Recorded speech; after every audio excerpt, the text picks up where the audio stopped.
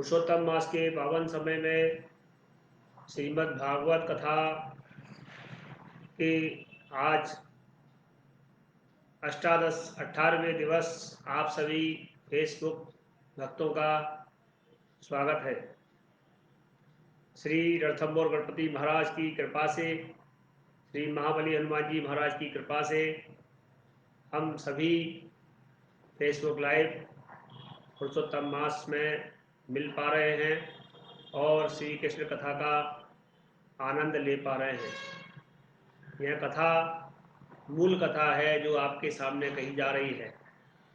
इसमें किसी भी प्रकार का अन्य जोड़ तोड़ नहीं किया गया है। अतः जो भक्त कथा को संपूर्ण रूप से जानना चाहते हैं वो हमारी इस कथा को अवश्य सुने, और जो फेसबुक लाइव नहीं सुन पाते हैं वह हमारे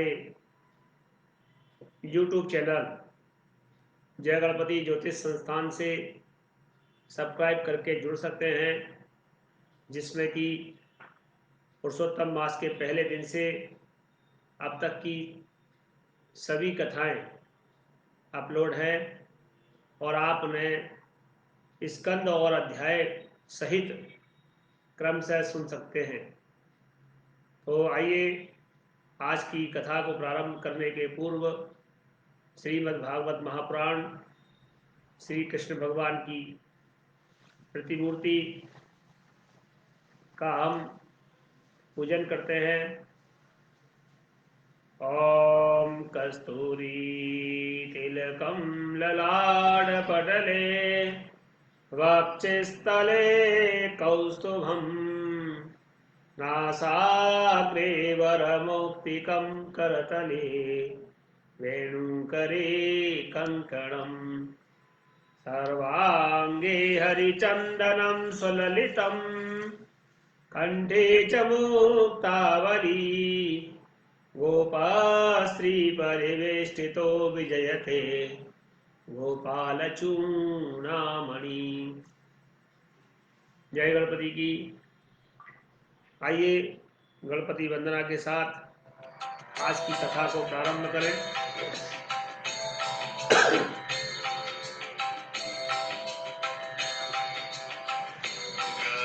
ये गणपति जगवंदन, ये गणपति जगवंदन, ये गणपति जगवंदन, सुवन भवानी नंदन, शंकर सुवन भवानी नंदन, शंकर सुवन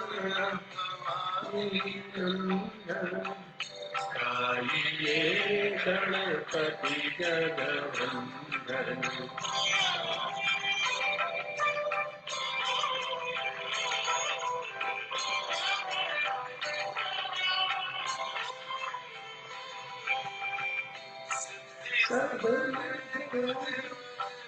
विनायक विसर्जन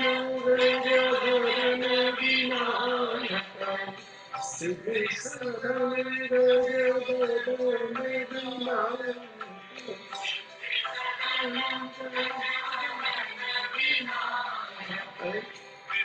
सिंधु सुंदर सवलायक सिंधु सुंदर सवलायक शंकर सुवन भवानी नंदन, ये गणपति जगवंदन, ये गणपति जगवंदन,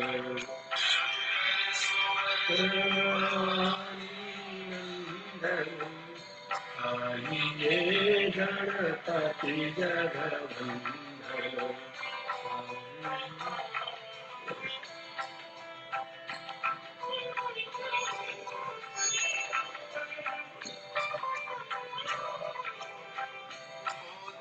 प्रिय मंगलम गणपति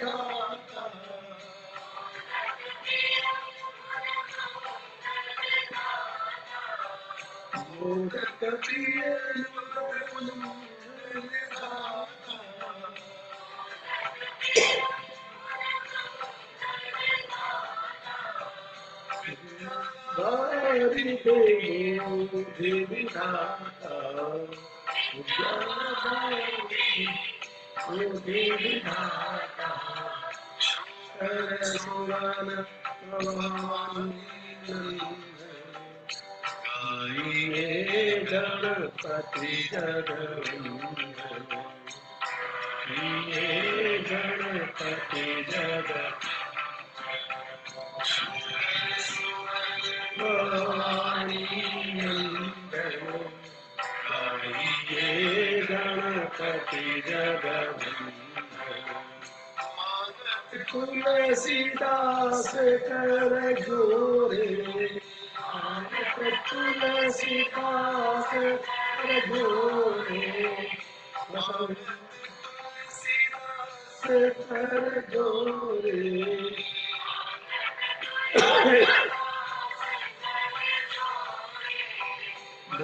राम सिया राम सिया मानस गणपति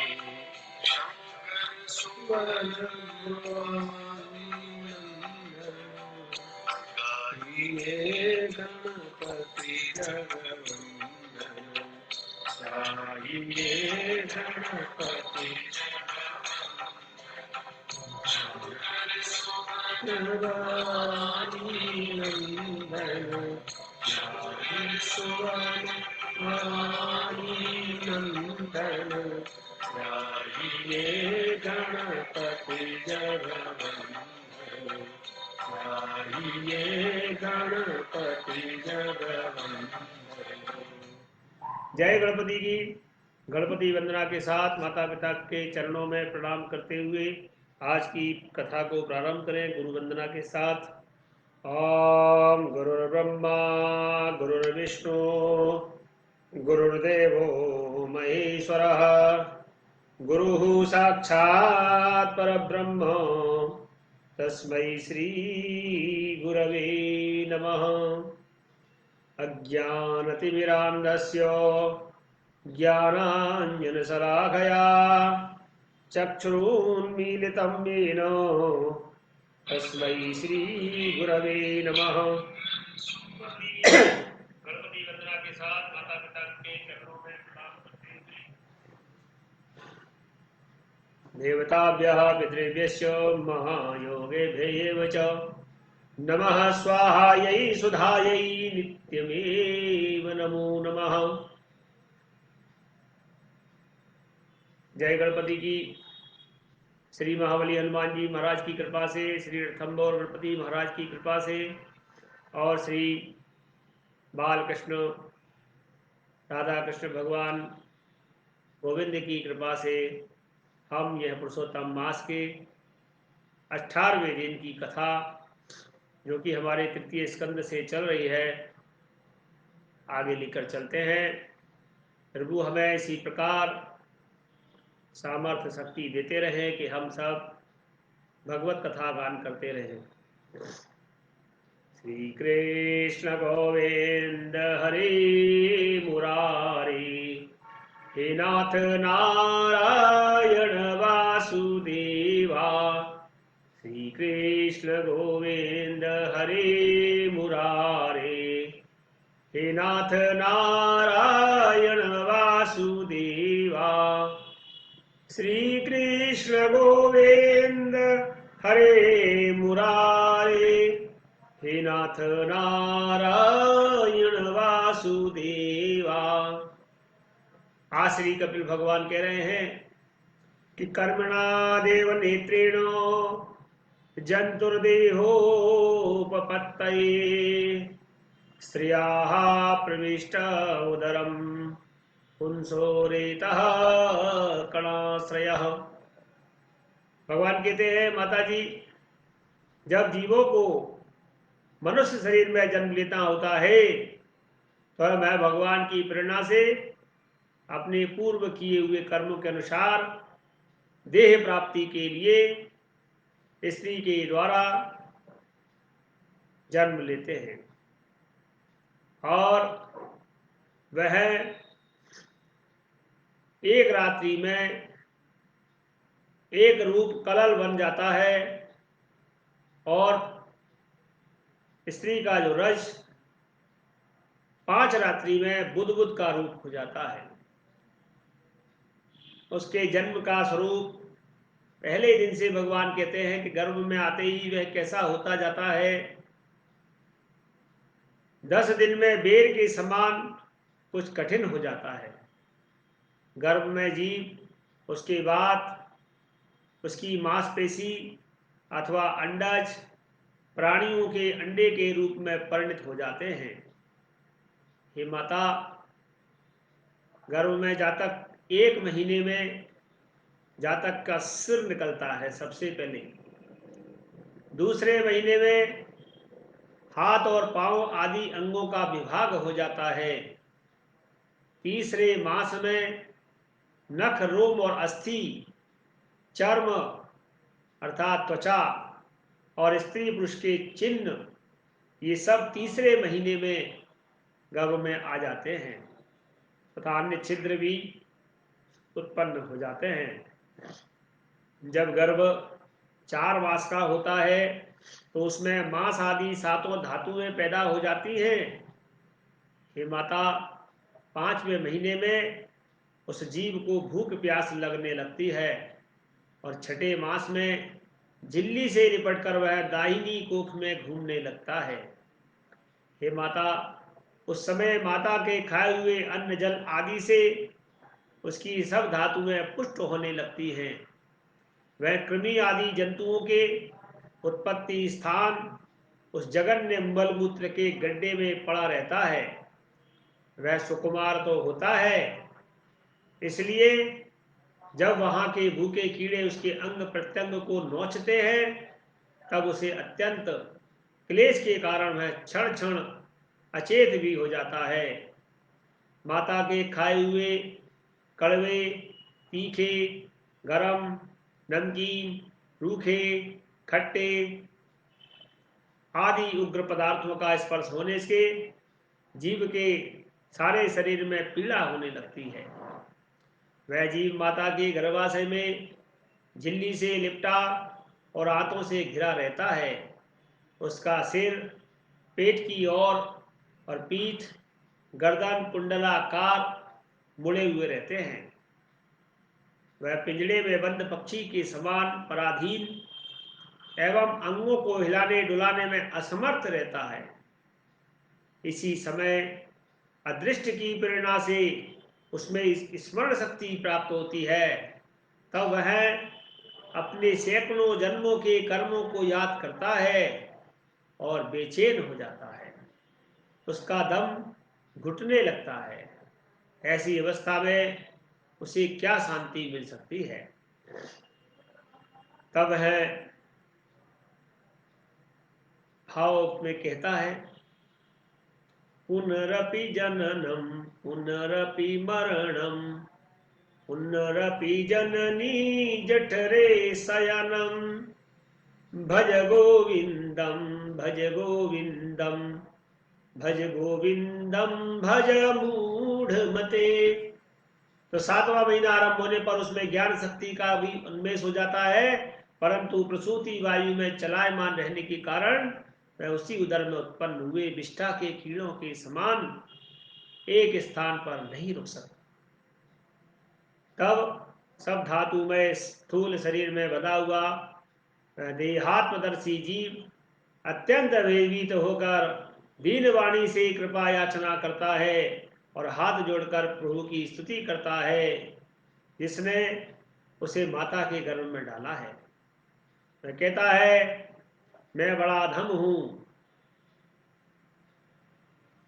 भगवान ने मुझे जो इस प्रकार की गति दिखाई है वह मेरे योग्य ही है। वे अपनी शरण में आए हुए इस नश्वर जगत की रक्षा के लिए अनेक प्रकार के रूप धारण करते हैं, अतः मैं भी भूतल पर विचरण करने वाले उन्हीं के निर्भय चरणार बिंदों की शरण लेता हूं। वह जीव कहता है, जो मैं इस माता के उदर में देह, इंद्रिय और अंतःकरण रूपा माया का आश्रय करके पुण्य पाप रूप कर्मों से आच्छादित रहने के कारण बद्ध की तरह हूं, बना हुआ हूं, वही मैं यह अपने संतप्त हृदय में प्रतीत होने वाले उन विशुद्ध, अविकारी और अखंड बोध स्वरूप परमात्मा को नमस्कार करता हूं, प्रणाम करता हूं। मैं वस्तुतः शरीर आदि से रहित होने पर भी देखने में 5 भौतिक शरीर से बंधा हुआ हूं, और इसीलिए इंद्रिय, गुण, शब्द आदि विषय और चिदाभास अर्थात अहंकार रूप मुझे जान पड़ता है। अतः शरीर आदि आवरण से जिनकी महिमा कुंठित नहीं हुई है, उन प्रकृति और पुरुष के नियंता, सर्वज्ञ, विद्या शक्ति संपन्न परम पुरुष की मैं वंदना करता हूं।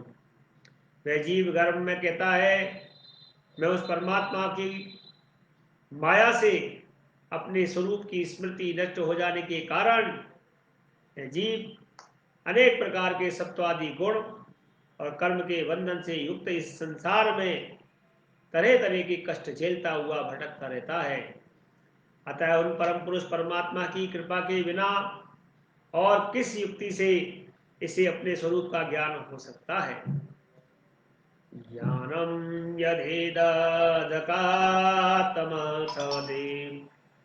श्रीकालिकं चर्वेशनुवर्ति सांस तजीव कर्म पदवीमनुवर्तमान स्थापत्रयोपशमनाय वयं भजेम। मुझे जो है त्रैलोकिक ज्ञान जो हुआ है, यह भी उनके सिवा और किस ने दिया है, क्योंकि स्थावर, जंगम, समस्त प्राणियों में एकमात्र वे ही हैं जो अंतर्यामी अंश से विद्यमान है। अतः जीव रूप कर्म जनित पदवी का अनुवर्तन करने वाले हम अपने त्रिविध तापों की शांति के लिए उन्हीं का भजन करते हैं। भगवान, यह देवधारी जीव दूसरी देह के उदर के भीतर अर्थात माता के उदर के भीतर मल मूत्र और रुधिर के कुएं में गिरा हुआ है। उसकी जठराग्नि से इसका शरीर अत्यंत संतप्त हो रहा है। उससे निकलने की इच्छा करता हुआ यह अपने महीने और दिन गिन रहा है। भगवान, अब इस दीन को यहां से कब निकाला जाएगा? स्वामीन, आप बड़े दयालु हैं।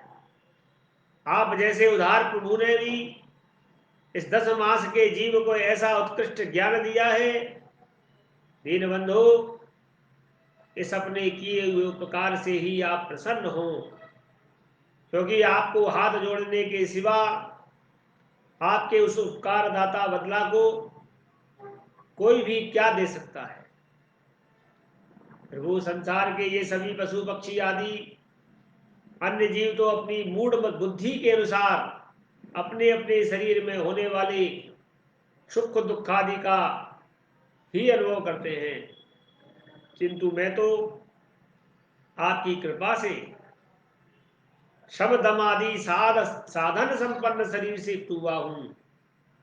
अतः आपकी दी हुई विवेकवती बुद्धि से आप पुराण पुरुष को अब शरीर के बाहर और भीतर अहंकार के आश्रयभूत आत्मा की भांति प्रत्यक्ष अनुभव करता हूं।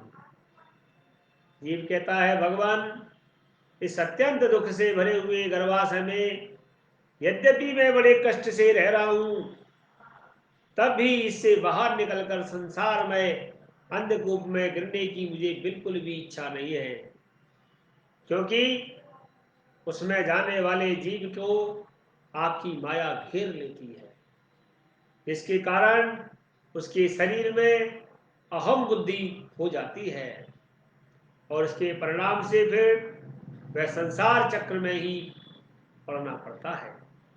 कपिल भगवान कहते हैं, एवं कृतवती गर्भे दशमासस्तुवन्निषिः सद्या चिपत्यवाचीनम् प्रसूत्यै सूतिमारुतः।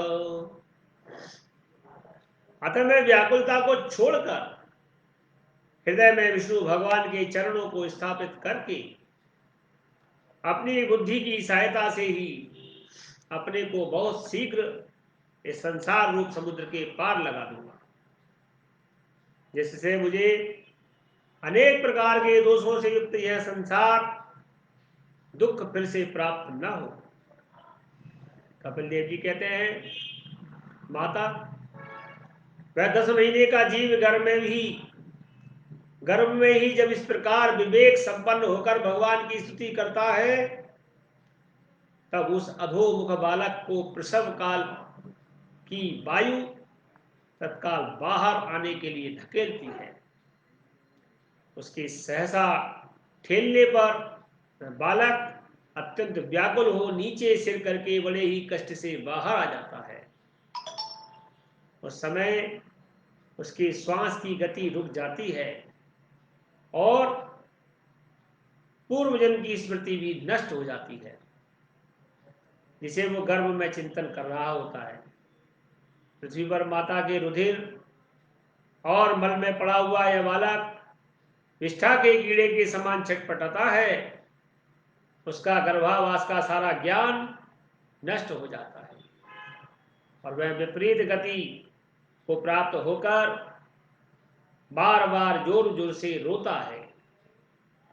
और फिर जो लोग इसका अभिप्राय नहीं समझ सकते, उनके द्वारा उसका पालन पोषण होता है। हे माता, ऐसी अवस्था जो प्रतिकूलता प्राप्त होती है, उसका निषेध करने की शक्ति उसमें नहीं होती। जब उस जीव को शिशु अवस्था में मैली कुचेली खाट पर सुला दिया जाता है, जिसमें खटमल आदि स्वेदज जीव चिपटे रहते हैं, तब उसके शरीर को खुजलाने, उठाने और करवट बदलने की भी सामर्थ्य न होने के कारण वह बड़ा कष्ट पाता है। उसकी त्वचा बड़ी कोमल होती है, उसे डांस, मच्छर, खटमल आदि उसी प्रकार काटते हैं जैसे बड़े बड़े कीड़े को छोटे छोटे कीड़े काटते हैं।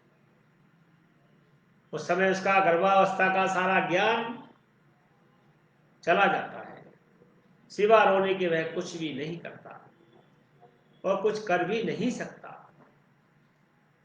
इत्येवं शैशवं भुक्त्वा दुःखं पौगण्डमेव च अलब्धावीप्सितो ज्ञानादिधन्मन्युसुचार्पितः सह देहेन मानेन वर्धमानेन मन्युना करोति विग्रहं कामी कामेश्वन्ताय चात्मनो।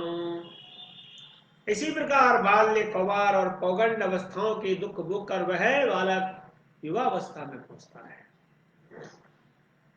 इस समय उसे यदि कोई इच्छित भोग प्राप्त नहीं होता तो अज्ञानवश उसका क्रोध उद्दीप्त हो जाता है और वह शोकाकुल हो जाता है।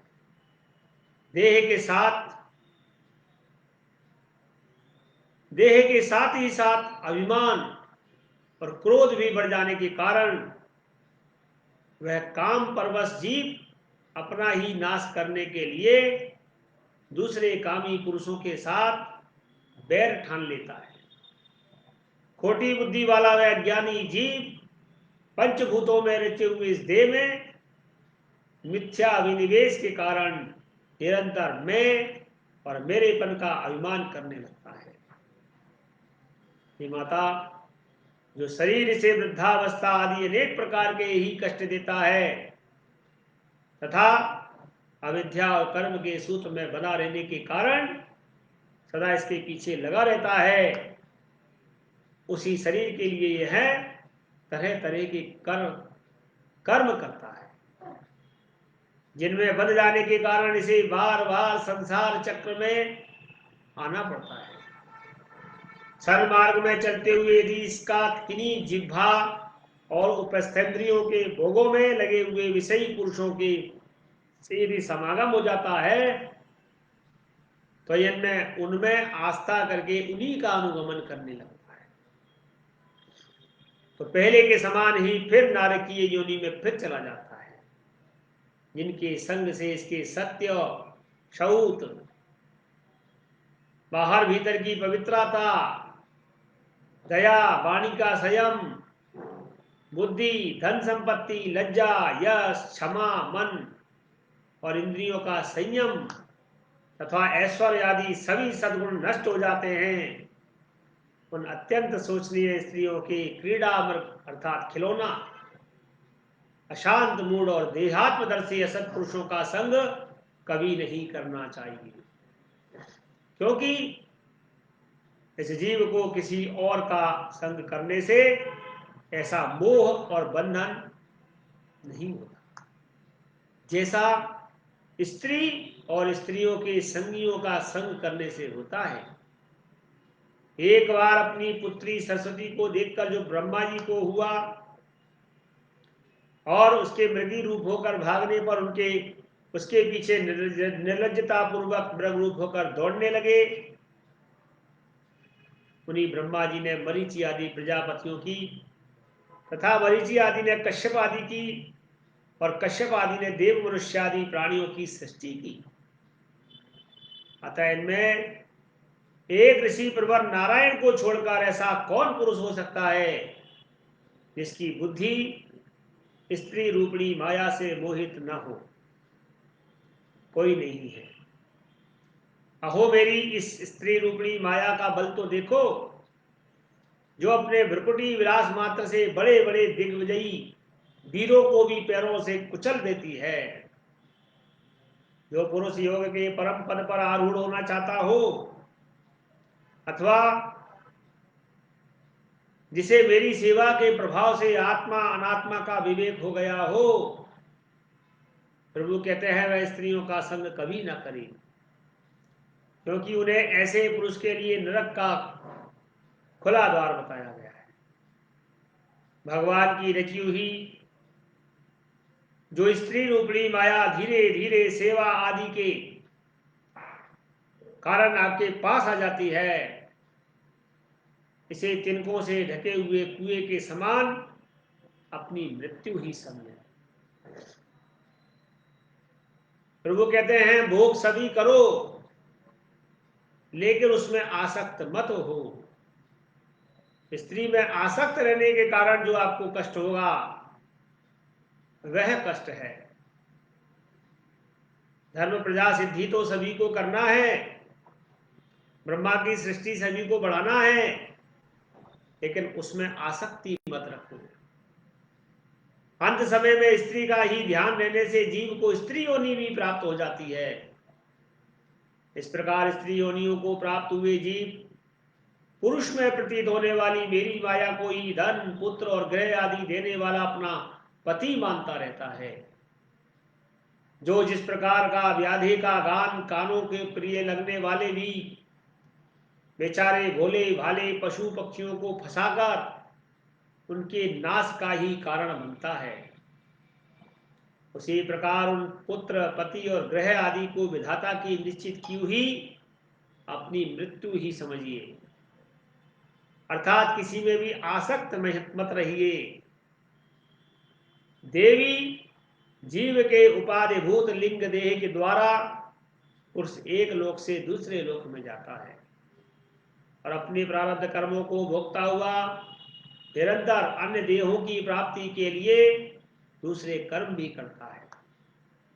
जीव का उपाधि रूप लिंग शरीर तो मोक्ष पर्यंत उसके साथ रहता है तथा भूत इंद्रिय और मन का कार्य रूप स्थूल शरीर इसका भोग अधिष्ठान है। इन दोनों का परस्पर संगठित होकर कार्य न करना ही प्राणी की मृत्यु है। और दोनों का साथ साथ प्रकट होना ही प्राणी का जन्म है।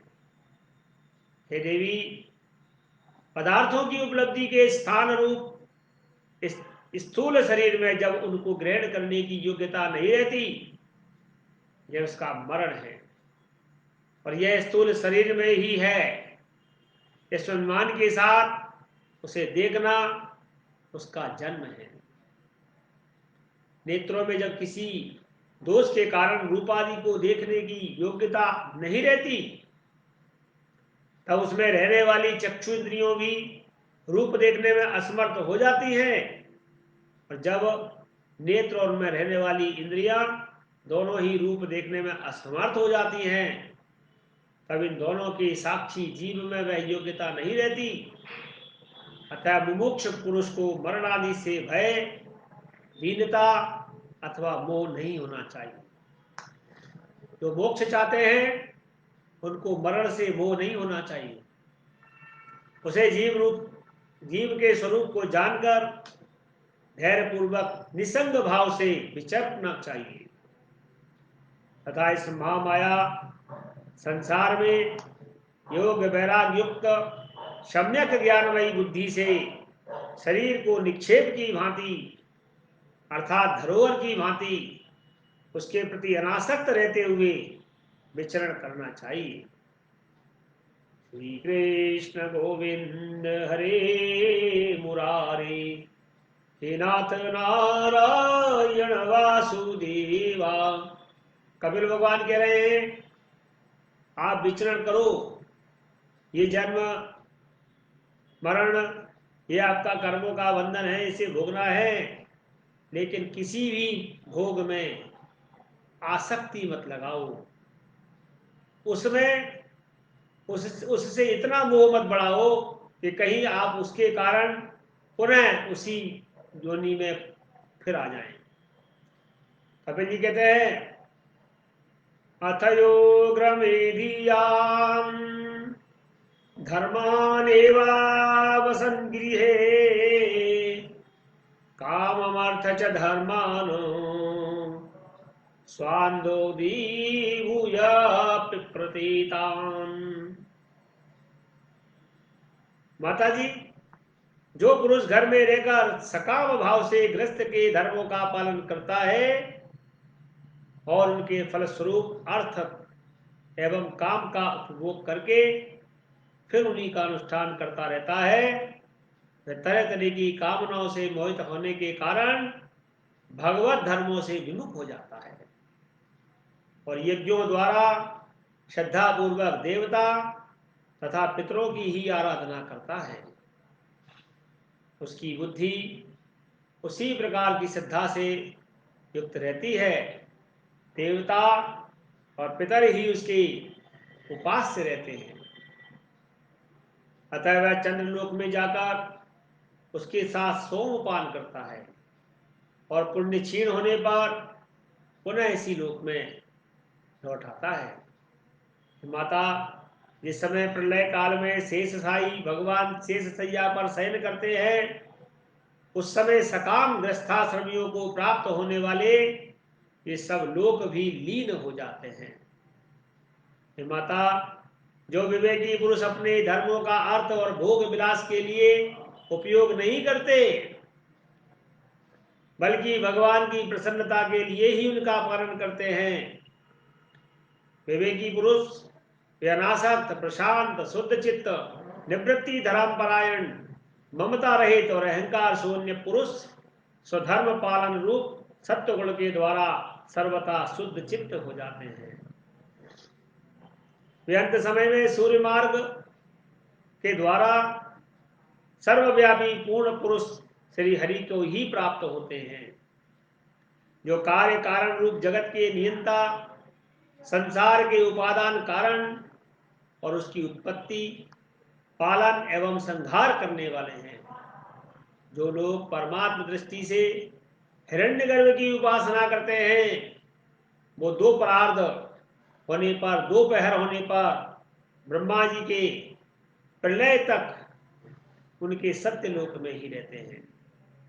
जिस समय देवतादि से श्रेष्ठ ब्रह्मा जी अपने दोपहर काल के लिए अधिकार को भोग कर पृथ्वी, जल, अग्नि, वायु, आकाश, मन, इंद्री, उनके विषय और अहंकार आदि के सहित संपूर्ण विश्व का संहार करने की इच्छा से त्रिगुणात्मिका प्रकृति के साथ एक रूप होकर निर्विशेष परमात्मा में लीन हो जाते हैं, उस समय प्राण और मन को जीते हुए वे विरक्त योगी गण भी देह त्याग कर उन भगवान ब्रह्मा जी में ही प्रवेश कर जाते हैं और फिर उन्हीं के साथ परमानंद स्वरूप पुराण पुरुष पर ब्रह्म में लीन हो जाते हैं।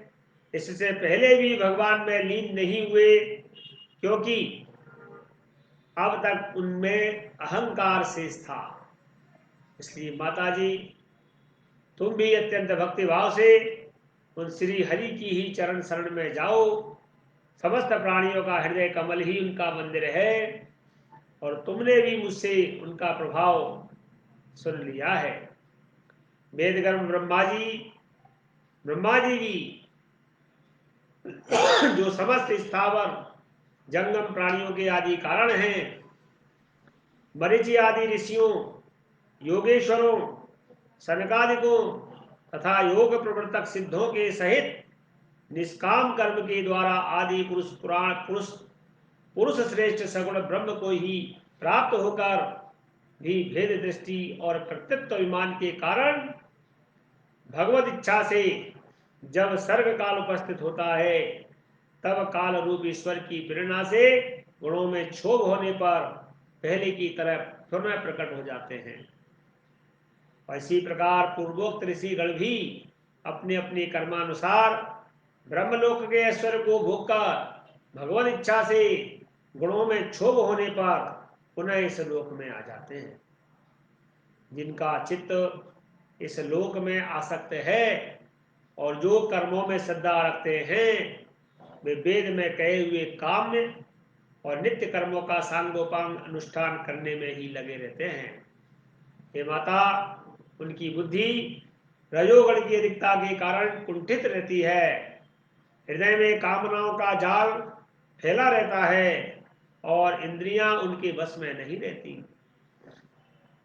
बस अपने घरों में ही आसक्त होकर वे नित्य प्रति पितरों की पूजा में लगे रहते हैं। ये लोग अर्थ, धर्म और काम में ही परायण होते हैं। इसलिए जिनके महान पराक्रम अत्यंत कीर्तनीय हैं, उन भवभयहारी श्री मधुसूदन भगवान की कथा वार्ताओं से तो ये हमेशा विमुख रहते हैं। आए विष्ठा भोजी, फूकर पुकार आदि जीवों के विष्ठा के चाहने वाला और चाहने के समान जो मनुष्य भगवत कथा अमृत को छोड़कर निंदित विषय वार्ताओं को सुनते हैं, वे तो अवश्य ही विधाता की मारे हुए हैं। उनका बड़ा मंद भाग्य है।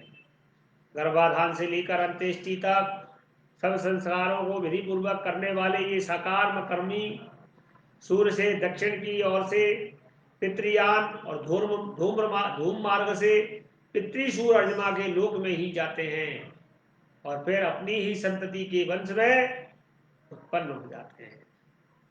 हे माता जी, पितृलोक के भोग लेने पर भी जब उनके पुण्य क्षीण हो जाते हैं, तब देवता लोग उन्हें वहां के ऐश्वर्य दे देते हैं, ऐश्वर्य से चित कर देते हैं, अर्थात ऐश्वर्यों से हटा देते हैं और फिर उन्हें विवश होकर तुरंत ही उस लोक में गिरना पड़ता है। इसलिए माता जी, इसके चरण कमल सदा भजने योग्य हैं। उन भगवान का तुम उन्हीं के गुणों का आश्रय लेने वाली भक्ति के द्वारा सब प्रकार से भजन करो। भगवान वासुदेव के प्रति किया हुआ भक्ति योग तुरंत ही संसार में वैराग्य और ब्रह्म साक्षात्कार रूप ज्ञान की प्राप्ति करा देता है। वस्तुतः सभी विषय भगवत रूप होने के कारण समान हैं। अतः जब इंद्रियों की वृत्तियों के द्वारा भी भगवत भक्त का चित्त उनमें प्रिय अप्रिय रूप विषमता का अनुभव नहीं करता, सर्वत्र उसे भगवान का दर्शन ही करता है, उसी समय वह संग रहित, सब में समान रूप में स्थित, त्याग और ग्रहण करने योग्य दोष और गुणों से रहित होता है। अपनी महिमा में आरूढ़ अपने आत्मा का ब्रह्म रूप में साक्षात्कार करता है। वही ज्ञान रूप है, वही पर ब्रह्म है, वही परमात्मा है, वही ईश्वर है, वही पुरुष है, वही एक भगवान स्वयं जीव, शरीर, विषय, इंद्रियां आदि अनेक रूपों में प्रतीत होता है। संपूर्ण संसार में आसक्ति का अभाव हो जाना, बस यही योगियों के सब प्रकार के योग साधन का एकमात्र अभीष्ट फल है। ब्रह्म एक है, ब्रह्म एक है, ज्ञान स्वरूप और निर्गुण है, तो भी वह बाह्य वृत्तियों वाली इंद्रियों के द्वारा भ्रांतिवश शब्दादि धर्मों वाले विभिन्न पदार्थों के रूप में दिखता रहता है। जिस प्रकार एक ही पर ब्रह्म महत्त्व, वैकारिक राजस और तामस, तीन प्रकार का अहंकार, पंच महाभूत और 11 इंद्रिय रूप बन गया है, और फिर वही स्वयं प्रकाश इनके संयोग से जीव कहलाया है, उसी प्रकार का इस जीव का शरीर रूपी है ब्रह्मांड भी वस्तुतः ब्रह्म ही है। हे माता, क्योंकि ब्रह्म से ही इसकी उत्पत्ति हुई है, किंतु इसे ब्रह्म रूप वही देख सकता है जो श्रद्धा, भक्ति और वैराग्य तथा निरंतरता के योगाभ्यास के द्वारा एकाग्र चित्र और असंग बुद्धि हो गया है। पूजनीय माता जी, मैंने आपके यह ब्रह्म साक्षात्कार का साधन रूप ज्ञान आपको सुनाया। इसके द्वारा प्रकृति और पुरुष के यथार्थ स्वरूप का बोध हो जाता है। देवी, निर्गुण ब्रह्म विषयक ज्ञान योग्य और मेरे प्रति किया हुआ यह भक्ति योग, ज्ञान योग और भक्ति योग, इन दोनों का फल एक ही है, उसे ही भगवान कहते हैं। जिस प्रकार रूप, रस, गंध आदि अनेक गुणों का आश्रयभूत एक ही पदार्थ भिन्न भिन्न इंद्रियों द्वारा विभिन्न रूप में अनुभूत होता है, वैसे ही शास्त्र के विभिन्न मार्गों द्वारा एक ही भगवान की अनेक प्रकार से अनुभूति होती है। नाना प्रकार के कर्मकलाप, यज्ञ, दान, तप, वेदाध्ययन, वेद विचार, मन और इंद्रियों के संयम, कर्मों के त्याग, विविध अंगों वाले योग, भक्ति योग, निवृत्ति और प्रवृत्ति रूप सकाम और निष्काम दोनों प्रकार के धर्म, आत्म तत्व के ज्ञान और दृढ़ वैराग्य, इन सभी साधनों से सगुण निर्गुण रूप स्वयं प्रकाश भगवान को ही प्राप्त किया जा सकता है और किया जाता है। ये माता जी, सात्विक, राजस, तामस और निर्गुण भेद से 4 प्रकार के भक्ति योग का, और जो प्राणियों के जन्मादि विकारों का हेतु है तथा जिसकी गति जानी नहीं जाती, उस काल का स्वरूप मैं आपसे कह ही चुका हूं। देवी, अविद्या जनित कर्म के कारण जीवों की अनेकों गतियां होती हैं, उनमें जाने पर वह अपने स्वरूप को नहीं पहचान सकता। मैंने आपको जो ज्ञानोपदेश किया उसे दुष्ट, दुर्विनीत, घमंडी, दुराचारी और धर्मध्वजी अर्थात दंभी पुरुषों को नहीं सुनाना चाहिए। जो विषय लोलुप हो, जो गृह आसक्त हो, मेरा भक्त न हो अथवा मेरे भक्तों से द्वेष करने वाला हो, उसे भी इसका उपदेश नहीं किया जा सकता। श्रद्धाधानाय भक्ताय विनीताया न सूयवे भूतेषु कृतमैत्राय शुश्रूषाभिरताय च बहिर्जात विरागाय शान्तचित्ताय दीयताम् निर्मात्सराय शुचये यस्याहं प्रेयसां प्रियः या यदं शृणुयादम्ब श्रद्धया पुरुषः सकृत् योगाभिरत्येव चित्तो क्षयति पदवीं च मे।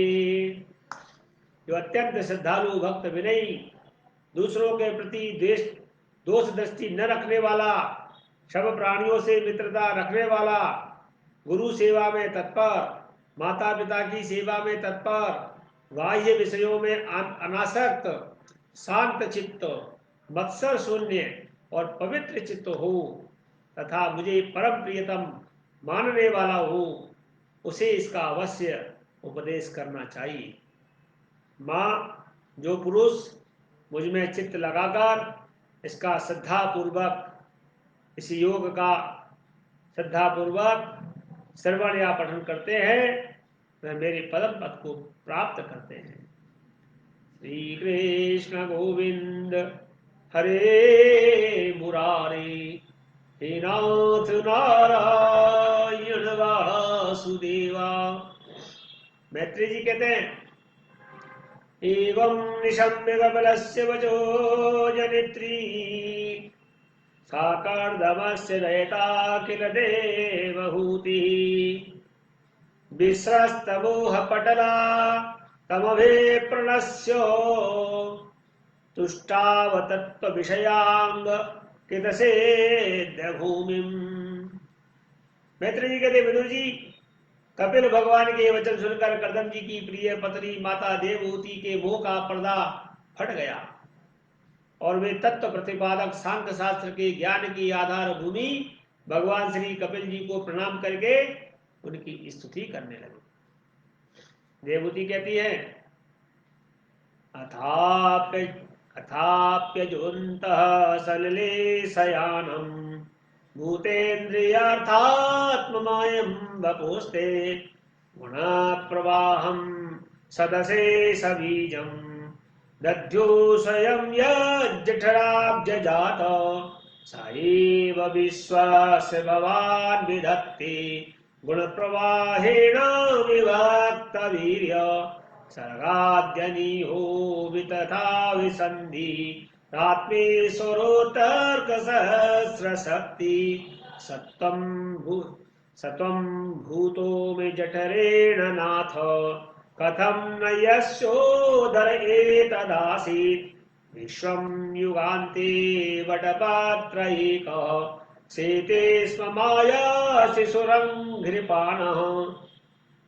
देवहूति ने कहा, कपिल जी, ब्रह्मा जी आपके ही नाभि कमल से प्रकट हुए। उन्होंने प्रलयकालीन जल में शयन करने वाले आपके पंचभूत इंद्रिय, शब्दादि विषय और मनोमय विक्रेता, जो सत्य गुणों के प्रभाव से युक्त है, सत्स्वरूप और कार्य एवं कारण दोनों का बीच ध्यान किया। आप निष्क्रिय सत्य संकल्प, संपूर्ण जीवों के प्रभु और सहस्रों अचिंत्य शक्तियों से संपन्न हैं। अपनी शक्ति को गुण प्रवाह रूप से ब्रह्मा आदि अनंत मूर्तियों में विभक्त करने वाले उनके द्वारा आप स्वयं ही विश्व की रचना आदि करते हैं। हे नाथ, यह किसी की विचित्र बात है। यह कैसी विचित्र बात है कि जिनके उदय में प्रलय काल आने पर वह सारा प्रपंच लीन हो जाता है, और जो कल्पांत में मायामय बालक का रूप धारण कर अपने चरण का अंगूठा चूसते हुए अकेले ही बट वृक्ष के पत्ते पर शयन करते हैं, उन्हीं आप जैसे गर्भ को मैंने धारण किया।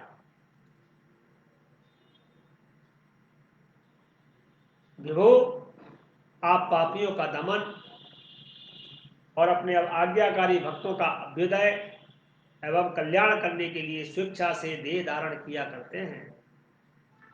अतः जिस प्रकार आपके बराह आदि अवतार हुए हैं, उसी प्रकार यह कपिलावतार भी मुमुक्षुओं को जो मोक्ष की अपेक्षा करते हैं, ज्ञान मार्ग दिखाने के लिए हुआ है।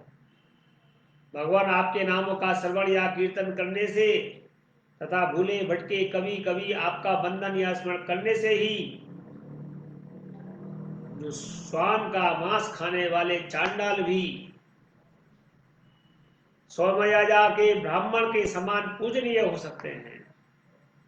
फिर आपका दर्शन करने से मनुष्य कृतकृत्य हो जाए, इसमें तो कहना ही क्या है। अहो वह चांडाल भी इसी से सर्वश्रेष्ठ है कि उसके जिह्वा के अग्रभाग में आपका नाम विराजमान है। जो श्रेष्ठ पुरुष आपका नाम उच्चारण करते हैं, उन्होंने तप, हवन, तीर्थ स्नान, सदाचार का पालन और वेदाध्ययन सब कुछ कर लिया है। कपिल देव जी, आप साक्षात परम ब्रह्म हैं, आप ही परम पुरुष हैं। मृत्यु के प्रभाव को अंतर्मुख करके अंतःकरण में आपका ही चिंतन किया जाता है।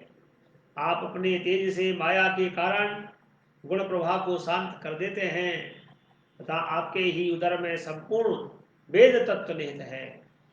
ऐसे साक्षात विष्णु रूप आपको मैं प्रणाम करती हूँ।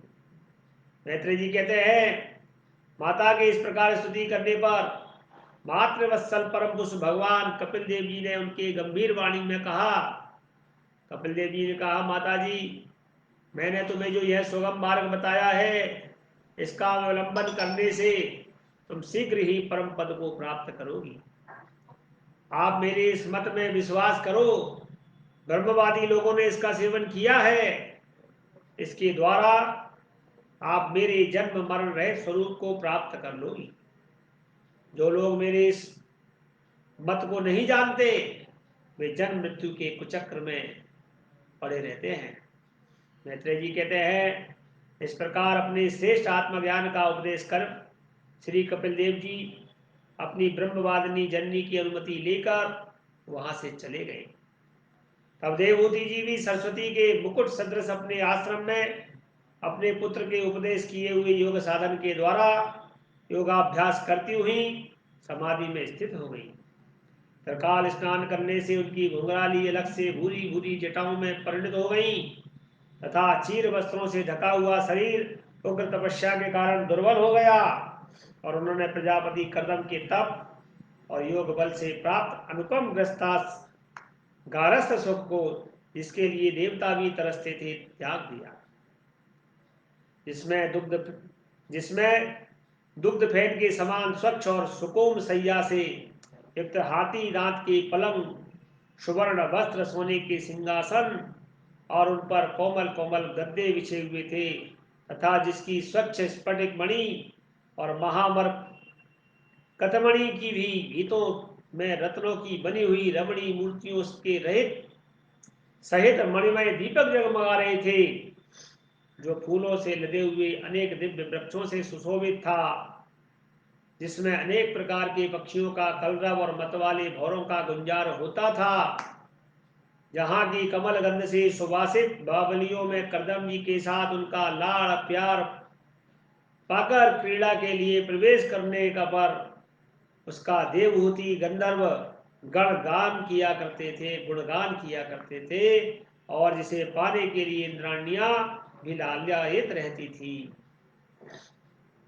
उस गृह उद्यान की भी ममता उन्होंने त्याग दी, किंतु पुत्र वियोग से व्याकुल होने के कारण अवश्य उनका मुख कुछ उदास हो गया। पति के वनगमन के अनंतर पुत्र का भी वियोग होने पर आत्मज्ञान संपन्न होकर भी ऐसी व्याकुल हो गई जैसे बछड़े के बिछुड़ जाने से उसे प्यार करने वाली गौ विचलित हो जाती है। वत्स विदुर अपने पुत्र कपिल देव रूप भगवान का ही चिंतन करते करते वे कुछ ही दिनों में ऐसे ऐश्वर्य संपन्न घर में भी उपरत हो गई।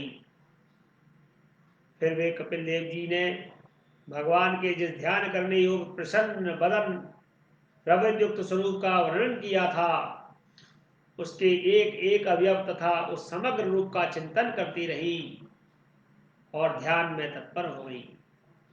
भगवत भक्ति के प्रभाव से प्रबल वैराग्य और यथोचित कर्मानुष्ठान से उत्पन्न हुए ब्रह्म साक्षात्कार करने वाले ज्ञान द्वारा चित्त शुद्ध हो जाने पर वे सर्वव्यापक आत्मा के ध्यान में मग्न हो गई और जो अपने स्वरूप के प्रकाश में माया जनित आवरणों को दूर कर देता है, इस प्रकार जीव के अधिष्ठान भूत परब्रह्म श्री भगवान में ही बुद्धि की स्थिति हो जाने से उनका जीव भाव निवृत्त हो गया।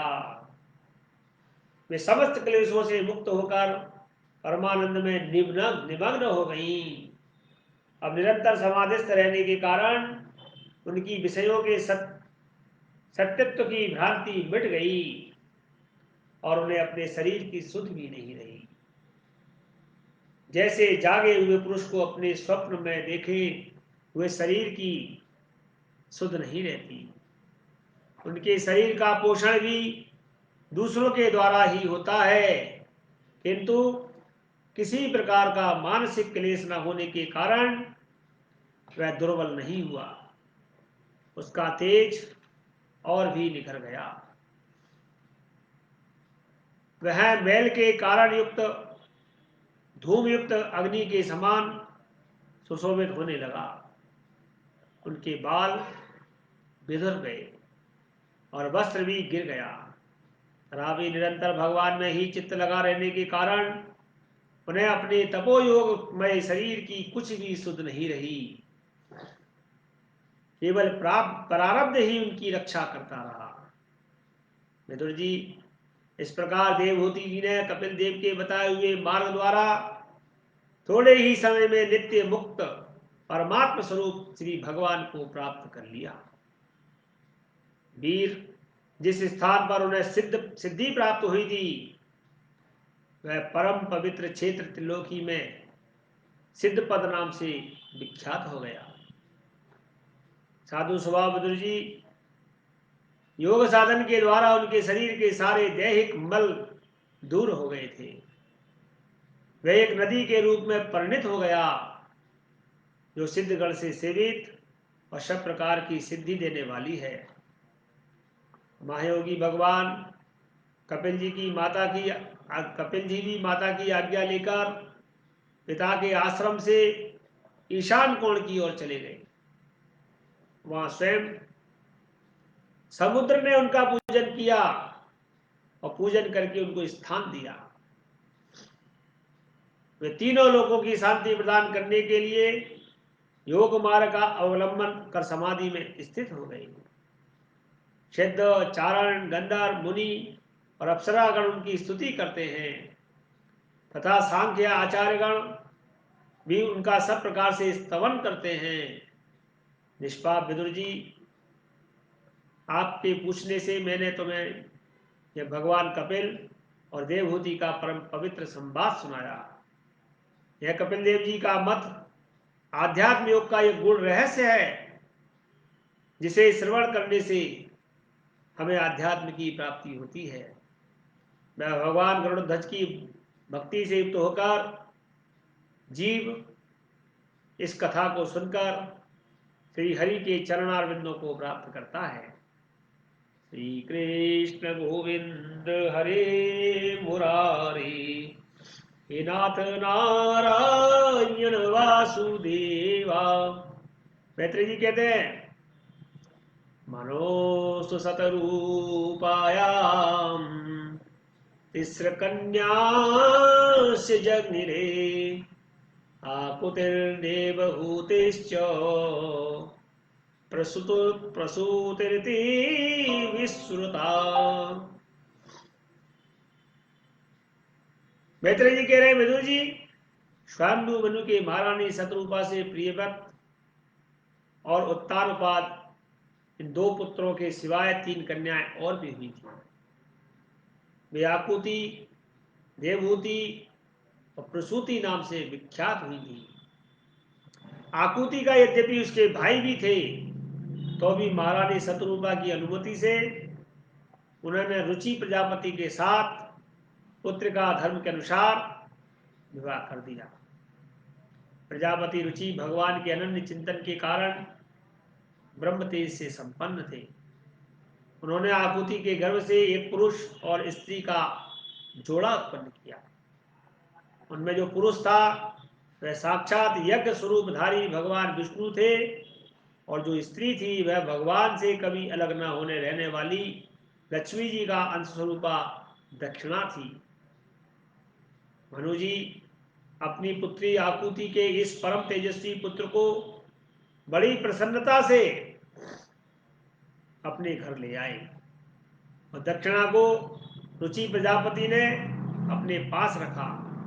जब दक्षिणा विवाह के योग्य हुई तो उसने यज्ञ भगवान को ही पति रूप में स्वीकार करने की इच्छा की। तब भगवान यज्ञ पुरुष ने उसे विवाह किया। इससे दक्षिणा का बड़ा संतोष हुआ। भगवान ने प्रसन्न होकर उसे 12 पुत्र दिए। उनके नाम तोष, संतोष, प्रतोष, भद्र, शांति, हिरस्पति, इद्म, कवि, विभु, स्वर्ण, सुदेव और रोचन, ये उनके नाम पड़े। यही स्वयंभू मनवंतर में तुषित नाम के देवता हुए और उस मनवंतर में मरीचि आदि सप्तऋषि थे। भगवान यज्ञ ही देवताओं के अधीर स्वर इंद्र थे। महान प्रभावशाली प्रियव्रत एवं उत्तानपात मनु पुत्र थे। वह मनवंतर उन्हीं दोनों के बेटों, पोतों और दोहित्रों के वंश से छा गया। प्यारे विदुर जी, मनु जी ने अपनी दूसरी कन्या देवहूति कर्दम जी को समर्पित की थी। उसके संबंध की प्राय सभी बातें मैं आपको बता चुका हूं। भगवान मनु ने अपनी तीसरी कन्या प्रसूति का विवाह ब्रह्मा जी के पुत्र दक्ष प्रजापति से किया और भगवान मनु ने उसकी विशाल वंश परंपरा जो सारी त्रिलोकी में फैली हुई थी। मैं कर्दम जी की 9 कन्याओं का जो मैं ब्रह्म ऋषियों से ब्याही गई थी पहले ही वर्णन कर चुका हूं। हे विदुर जी, अब उनकी वंश परंपरा का वर्णन सुनो। मरीचि ऋषि की पत्नी कर्दम जी की बेटी कला से कश्यप और पूर्णिमा नामक 2 पुत्र हुए, जिनके वंश में यह सारा जगत भरा हुआ है। शत्रुतापन विदुर जी, पूर्णिमा के विरज और विश्वक नाम के 2 पुत्र तथा देवकुल्या नाम की एक कन्या हुई। यही दूसरे जन्म में श्री हरि के चरणों के धोवन से देव नदी गंगा के रूप में प्रकट हुई है। अत्रि की पत्नी अनुसुईया से दत्तात्रेय भगवान हुए। दुर्वासा और चंद्रमा नाम के 3 परस तेजस्वी पुत्र उत्पन्न हुए। अनुसुईया जी के दत्तात्रेय, दुर्वासा और चंद्रमा नाम के 3 परम यशस्वी पुत्र हुए। यह क्रमशः भगवान विष्णु, शंकर और ब्रह्मा के अंश अवतार उत्पन्न हुए। विदुर जी ने कहा, गुरु जी कृपया यह बताइए कि जगत की उत्पत्ति, स्थिति और अंत करने वाले इन सर्वश्रेष्ठ देव ने अत्रि मुनि की यहाँ क्या करने की इच्छा से अवतार लिया था। मैत्रेय जी ने कहा, जब ब्रह्मा जी ने ब्रह्म ज्ञानियों में श्रेष्ठ महर्षि अत्रि को सृष्टि रचने के लिए आज्ञा दी, तब वे भी अपनी सहधर्मिणी के सहित तप करने के लिए ऋक्ष नामक कुल पर्वत पर गए और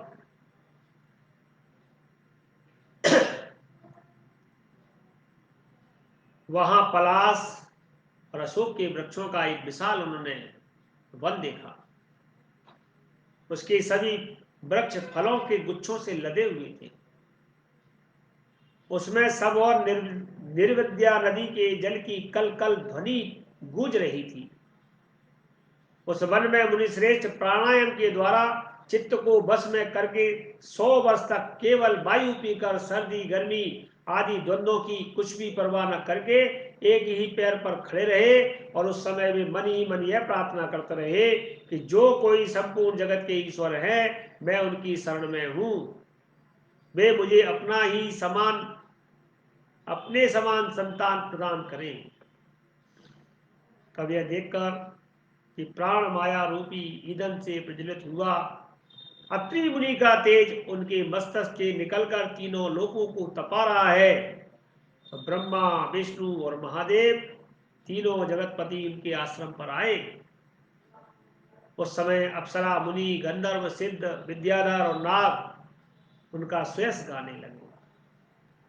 उन तीनों का एक ही साथ प्रादुर्भाव होने से अत्रि मुनि का अंतःकरण प्रकाशित हुआ और उन्होंने एक पैर से खड़े होकर के उन देवों को देखा और फिर पृथ्वी पर दंड के समान लौटकर प्रणाम करने के अनंतर अर्घ पुष्प आदि पूजन सामग्री भेंट की।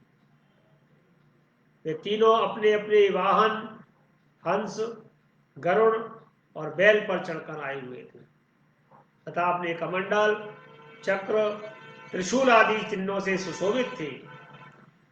उन तीनों देवताओं की आंखों से कृपा की वर्षा हो रही थी। उनके मुख पर मंद हास्य की रेखा थी जिससे उनकी प्रसन्नता झलक रही थी। उनके तेज से चौंधियाकर मुनिवर ने अपनी आंखें बंद कर ली। वे चित्त को उन्हीं की ओर लगाकर हाथ जोड़कर अति मधुर और सुंदर भावपूर्ण वचनों से लोक में सबसे बड़े उन तीनों देवों की स्तुति करने लगे। अत्रि मुनि ने कहा, भगवान प्रत्येक कल्प में और प्रत्येक कल्प के आरंभ में जगत की उत्पत्ति, स्थिति और लय के लिए जो माया के सत्वादि तीनों गुणों का विभाग करके भिन्न भिन्न शरीर धारण करते हैं, वे ब्रह्मा, विष्णु और महादेव आप ही हैं। मैं आपको प्रणाम करता हूं। कहिए, मैंने जिनको बुलाया था आप में से वो एक कौन महानुभाव है? एको मय्य भगवान विबुध प्रधान चित्तीकृतः प्रजननाय कथं नु यूयम् अत्रागतास्तनुभृतां मनसोऽपि दूरा ब्रूता प्रसीदत महानिह विषवयो में। क्योंकि मैंने तो संतान प्राप्ति की इच्छा से केवल एक सुरेश्वर भगवान का ही चिंतन किया। आप तीनों ने यहाँ पधारने की कृपा कैसे की? आप लोगों तक तो देहधारियों में मन की भी गति नहीं पहुंचती, इसलिए मुझे बड़ा आश्चर्य है। आप लोग कृपा करके मुझे इसका रहस्य बतलाइए। मैत्रेय जी कहते हैं, समर्थ विदुर जी, अत्रि मुनि के वचन सुनकर वे तीनों देव हंसे और उनसे सुमधुर वाणी में कहने लगे। देवताओं ने कहा, ब्रह्मांड, तुम सत्य संकल्प हो, अतः तुमने जैसा संकल्प किया था वही होना चाहिए था। उससे विपरीत कैसे हो सकता है? तुम जिस जगदीश्वर का ध्यान करते थे वह हम तीनों ही हैं। प्रिय महर्षि, तुम्हारा कल्याण हो। तुम्हारे यहाँ हमारे ही अंश स्वरूप 3 जगत विख्यात पुत्र उत्पन्न होंगे और तुम्हारे सुंदर यश का विस्तार करेंगे। उन्हें देखकर, उन्हें इस प्रकार अभिष्ट वर देकर तथा पति पत्नी दोनों से भली भांति पूजित होकर उनके देखते ही देखते वे तीनों सुरेश्वर अपने अपने लोकों को चले गए। ब्रह्मा जी के अंश से चंद्रमा, विष्णु के अंश से योगवेत्ता दत्तात्रेय जी और महादेव जी के अंश से दुर्वासा ऋषि अत्रि ऋषि के यहाँ पुत्र रूप में प्रकट हुए। जब अंगिरा ऋषि की संतानों का वर्णन सुनो, अंगिरा की पत्नी सिद्धा ने सिनी वाली, कुहू, राका और अनुमति 4 कन्याओं को जन्म दिया। इनके सिवा उनके साक्षात भगवान उत्थय जी और ब्रह्मनिष्ठ बृहस्पति जी, ये 2 पुत्र भी हुए जो स्वारोचिस मनवंतर में विख्यात हुए। पुलस्त के उनकी पत्नी हविर्भू से महर्षि अगस्त्य और महातपस्वी विश्रवा, ये 2 पुत्र हुए। इनमें अगस्त्य जी दूसरे जन्म में जठराग्नि हुए और विश्रवा मुनि के इडविड़ा के गर्भ से यक्षराज कुबेर का जन्म हुआ और उनकी दूसरी पत्नी केसनी से रावण, कुंभकर्ण और विभीषण की उत्पत्ति हुई। हे विदुर, महामते महर्षि पुलह की स्त्री परम साध्वी गति से कर्म श्रेष्ठ वरियान और सहिष्णु, ये 3 पुत्र उत्पन्न उनके द्वारा हुए। इसी प्रकार क्रतु की पत्नी क्रिया से ब्रह्म तेज से देदीप्यमान वाल शिक्षादि 60,000 ऋषियों का जन्म हुआ है। शत्रुतापन विदुर जी, अब मैं आपको क्या बताऊं। वशिष्ठ जी की पत्नी ऊर्जा अरुंधति, अरुंधति से चित्रकेतु आदि 7 विशुद्ध चित्त ब्रह्म ऋषियों का जन्म हुआ। उनके नाम चित्रकेतु, सुरोजी, विरजा, मित्र, उल्बण, वसु, वृद्ध्यान और द्युमान थे। इनके सिवा उनकी दूसरी पत्नी से शक्ति आदि और कई पुत्र उत्पन्न हुए। अथर्वा मुनि की पत्नी चिति ने ददंग अथर्वण दधीचि ऋषि के साथ दधीति नामक एक तपोनिष्ठ पुत्र प्राप्त किया, जिसका दूसरा नाम अश्वश्रावी हुआ। अब भृगु के वंश का वर्णन सुनो। महाभाग विदुर, महाभाग भृगु जी ने अपनी भार्या ख्याति से धाता और विधाता नामक पुत्र तथा श्री नाम की एक भगवत परायणा कन्या उत्पन्न की। मेरु ऋषि ने अपनी आयाति और नियति नाम की कन्याएं क्रमशः धाता और विधाता को समर्पित कर दी। उनसे उनके मृकंड और प्राण नामक 2 पुत्र उत्पन्न हुए। उनमें से मृकंड के मार्कंडे और प्राण के मुनिवर वेदशरा का जन्म हुआ। भृगु जी के एक कवि नामक पुत्र भी थे। उनके भगवान उसना अर्थात शुक्राचार्य का जन्म हुआ। विदुर जी, इन सब मुनीश्वरों ने भी संतान उत्पन्न करके सृष्टि का विस्तार किया। इस प्रकार मैंने आपसे यह कर्दम जी के दोहित्रों की संतान का वर्णन किया। जो पुरुष यह कथा श्रवण करते हैं उनके समस्त पाप तत्काल नष्ट हो जाते हैं। ब्रह्मा जी के पुत्र दक्ष प्रजापति ने मुनि नंदिनी प्रसूति से विवाह किया और उससे उन्होंने सुंदर नेत्रों वाली 16 कन्याएं उत्पन्न की। भगवान दक्ष ने उनमें से 13 धर्म को दी और 1 अग्नि को दी और 1 समस्त पितृगण को दी और 1 संसार का संहार करने वाली तथा जन्म मृत्यु से छुड़ाने वाले भगवान शंकर को दी। श्रद्धा, मैत्री, दया, शांति, तुष्टि, पुष्टि, क्रिया, उन्नति, बुद्धि, मेधा, तितिक्षा, ह्री और मूर्ति, ये धर्म की पत्नियां हैं, 13 पत्नियां।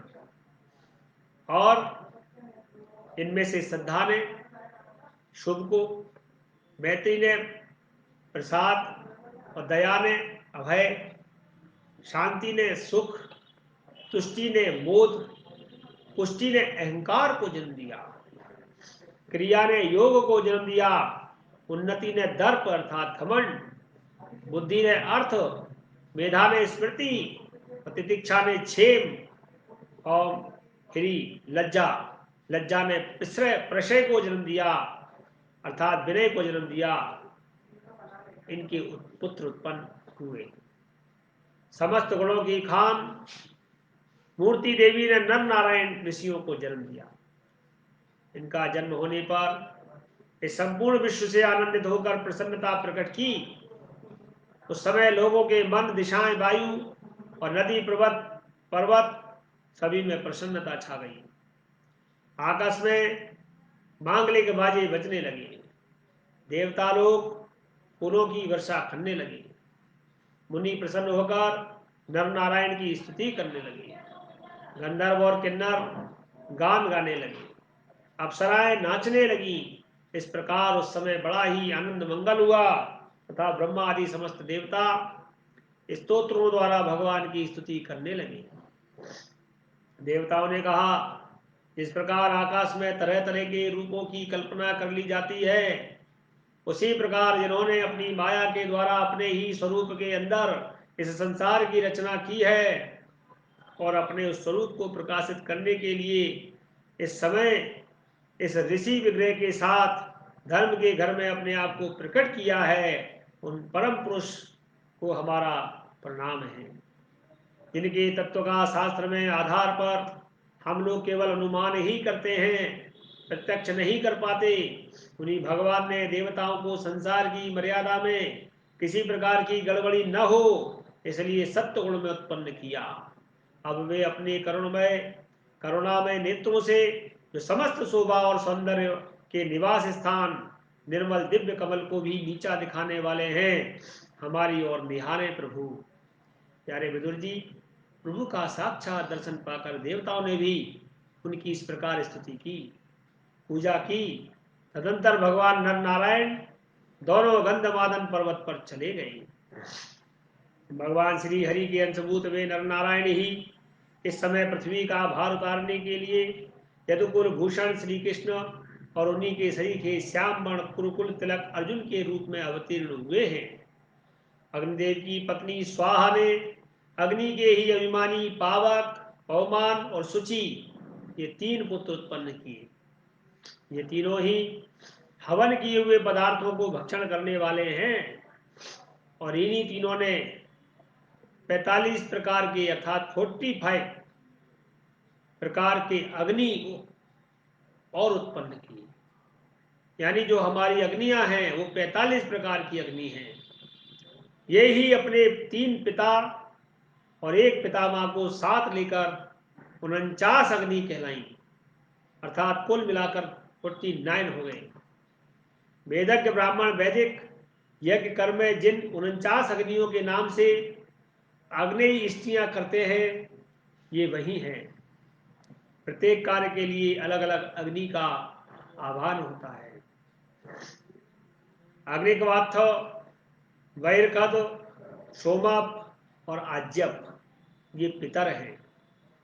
इनमें साग्निक भी हैं और निरग्निक भी हैं।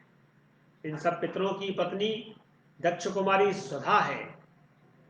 इन पितरों से स्वधा के धारिणी और वयुना नाम की 2 कन्याएं उत्पन्न हुई।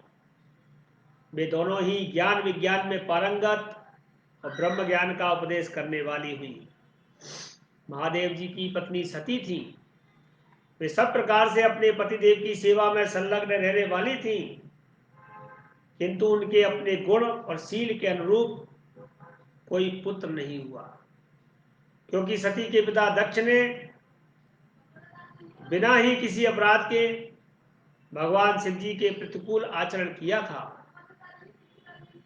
इसलिए सती ने युवावस्था में ही क्रोधवश योग के द्वारा स्वयं ही अपने शरीर को त्याग दिया था। श्री कृष्ण गोविंद हरे मुरारी, हे नाथ नारायण वासुदेवा। अब कुछ कथाओं का सार अन्य शास्त्रों से मिलता है। यह सती ने यज्ञ, यहाँ पर भागवत कथा में कहा कि सती ने अपना स्वरूप त्याग दिया। जब शिव पुराण आदि हम ये ग्रंथों को पढ़ते हैं तो उसमें इस विषय को बड़ी गहराई से दिया हुआ है। आइए, श्री कृष्ण गोविंद हरे मुरारी, हे नाथ नारायण वासुदेवा। भवे शीलवतां श्रेष्ठे दक्षो दुहित्रवत्सलः, विद्वेषमकरोत् कस्मात् नादृत्यात्मजां सती।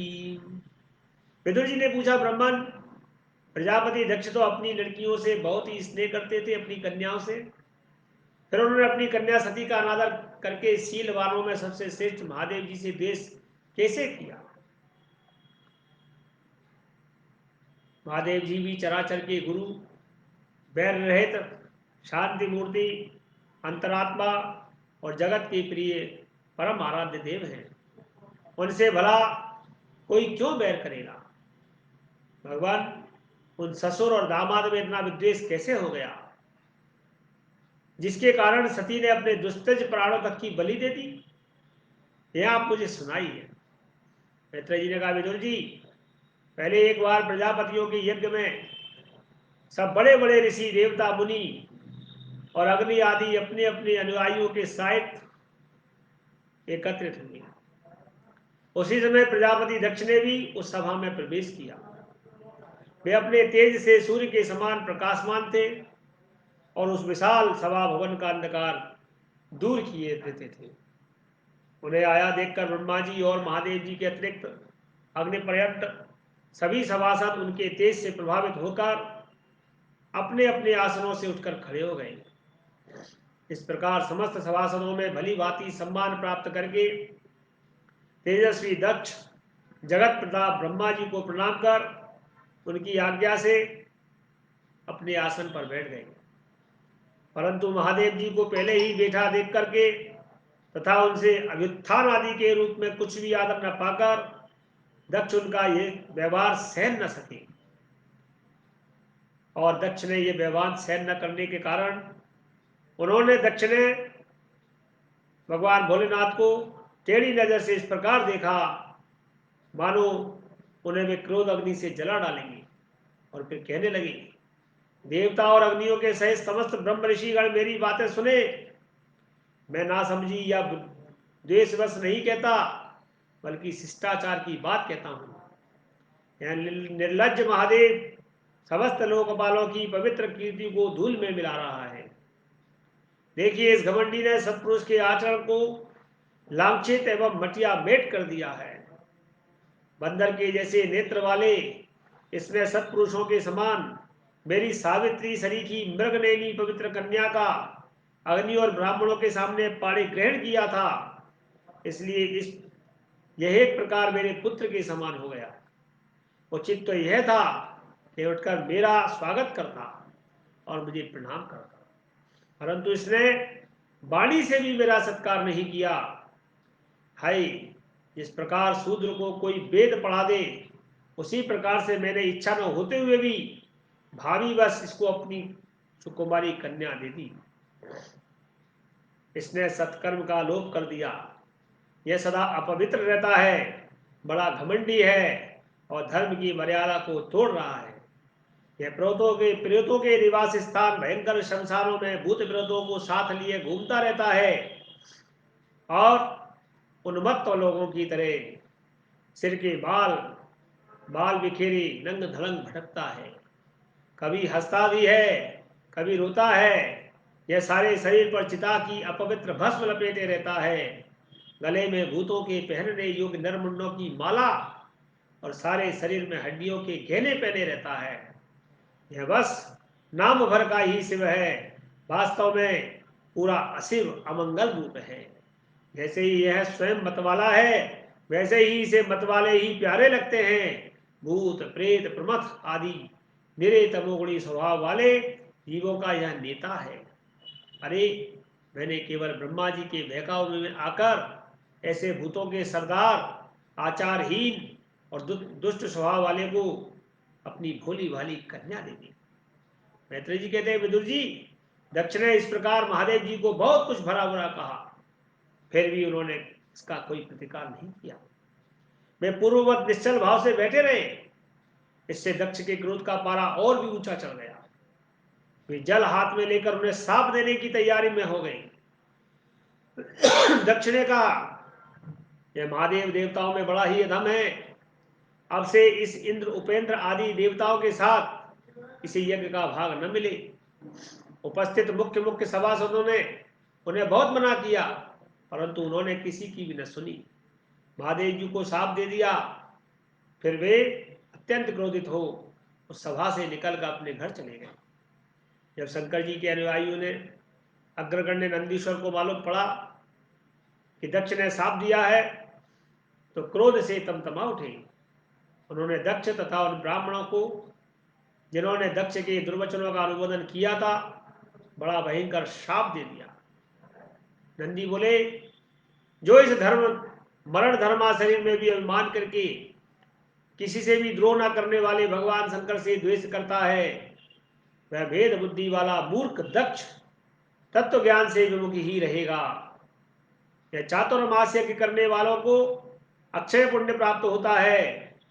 आदि अथर्वाद रूप वेद वाक्यों से मोहित एवं विवेक भ्रष्ट होकर विषय सुख की इच्छा से कपट धर्म में गृहस्थाश्रम में आसक्त रहकर कर्मकांड में ही लगा रहता है। इसकी बुद्धि देहादि में आत्मभाव का चिंतन करने वाली है।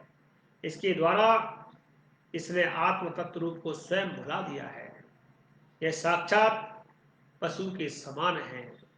यह अत्यंत स्त्री लंपट हो, शीघ्र ही इसका मुंह बकरे का हो जाए, बकरे का हो जाए। यह मूर्ख कर्ममयी अविद्या को ही विद्या समझता है। इसलिए यह और जो लोग भगवान शंकर का अपमान करने वाले, इस दुष्ट के पीछे पीछे चलने वाले हैं, ये सभी जन्म मरण रूप संसार चक्र में पड़ जाएं। नंदी का यह श्राप लगा। वेदवाणी रूप लता फलश्रुति रूप पुष्पों से सुशोभित है। इसके कर्म फल रूप मनमोहक कंद से इसकी चित्त क्षुब्ध रहे। इससे भी शंकर द्रोही कर्मों के जाल में फंसे रहेंगे। ये ब्राह्मण लोग भक्ष्या भक्ष्य के विचार को छोड़कर केवल पेट पालने के लिए ही विद्या, तप और व्रत आदि का आश्रय लेंगे और धन, शरीर और इंद्रियों के सुख को ही सुख मानकर उन्हीं के गुलाम बनकर दुनिया में याचना करते रहेंगे और भटकते रहेंगे। नंदीश्वर के मुख से इस प्रकार ब्राह्मण कुल के लिए शाप सुनकर उसके बदले में भृगु जी ने यह दुस्तर शाप रूप ब्रह्मदंड दिया। जो लोग शिव भक्त हैं तथा जो उन भक्तों के अनुयायी हैं, वे सत शास्त्रों के विरुद्ध आचरण करने वाले और पाखंडी हों। जो लोग सोच आचार विहीन, मंद बुद्धि और जटा, राख और हड्डियों को धारण करने वाले हैं, वे ही शैव संप्रदाय में दीक्षित हों, जिसमें सुरा और आसव ही देवताओं का समान आदरणीय है। अरे तुम लोग जो धर्म मर्यादा के संस्थापक और वर्णाश्रमियों के रक्षक, वेद और ब्राह्मणों की निंदा करते हो, इससे मालूम होता है तुमने पाखंड का आश्रय ले रखा है। यह वेद मार्ग ही लोगों के लिए कल्याणकारी और सनातन मार्ग है। पूर्व पुरुष इसी पर चलते आए हैं और इसके मूल साक्षात श्री भगवान विष्णु हैं। तुम लोग सत्पुरुषों के परम पवित्र और सनातन मार्ग स्वरूप वेद की निंदा करते हो, इसलिए उस पाखंड मार्ग में जाओ जिसमें भूतों के सरदार तुम्हारे इष्ट देव निवास करते हैं।